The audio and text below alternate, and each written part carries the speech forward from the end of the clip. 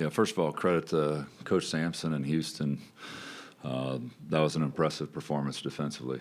You know, I thought maybe we could create some advantages in a game plan, but they did I'd say a masterful job defensively in their game plan in terms of what they did to us and what they took us out of in terms of their ball screen coverage. And so, first and foremost, congrats to them on a great win.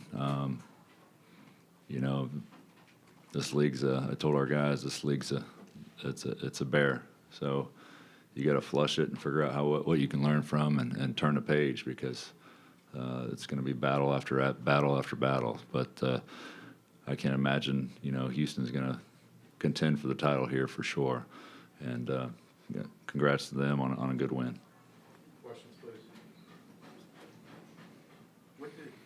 What were they able to do right out of the gate to throw you off? Well, they did with Kerr. Kerr's a pretty good point guard, but they knew they were going to have to get the ball out of his hands. And we talk about hockey assists and basketball and trying to get that one more pass. And Kirk turned it over several times, but we got it out of there for the most part, but we weren't making that next pass. And if we were early, we got some decent looks, but they weren't falling for us. And so, when we're not rewarding ourselves for those good looks, then the ball starts sticking, and we start creating off the bounce. And Houston is not a team that you can create off the bounce whatsoever. So you got to create an advantage with the passing game against Houston, and we didn't do that. And down low, Houston had, I think it was like 48 to 20 advantage in points in the paint. Is that a bit of a surprise that they were able to do so much in the post? No, not really. We're playing without a five-man. We got a Cook out there starting at the five, and Pat Sumnick playing some minutes at the five to help us down low. But our depth at the five is very minimal. It was one of my biggest issues going into this season was worrying about Jesse Edwards getting in foul trouble, and I never would have thought I'd be worried about playing without him for 4 or 5 weeks. And it was a concern of mine not having a backup five, and now we don't even have a five. So rebounding has been a critical issue with us, and holding serve in the paint has been a critical issue. So the points in the paint, the differential, I didn't think it'd be 48, but 48-20, but that's what it ended up. As you guys get into Big 12 play, what would you say is the biggest challenge that this conference presents week in and week out?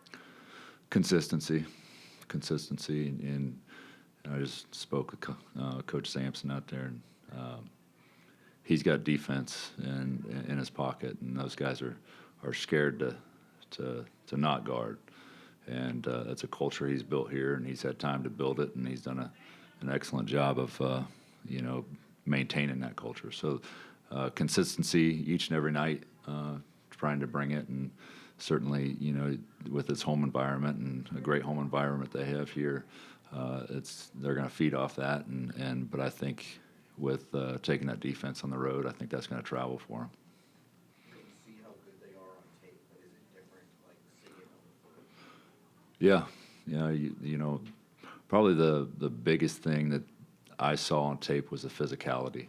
They play with a tremendous amount of physicality, and so you look at a game, you're like, okay, let's see how this game is going to be called. Pretty early whether you got an advantage or a disadvantage against a team that's plays that physical, and consequently, they go 10 minutes without even being called a foul. So I didn't think at that point I was like, it's not going the way I thought it would. How challenging has it been for you on a team this year? Differences in rotation and not having players and getting guys back finally. It's been a huge challenge. I think Mike Gansey last weekend probably said it best. Former player and GM of the Cavs. We practiced in his facility.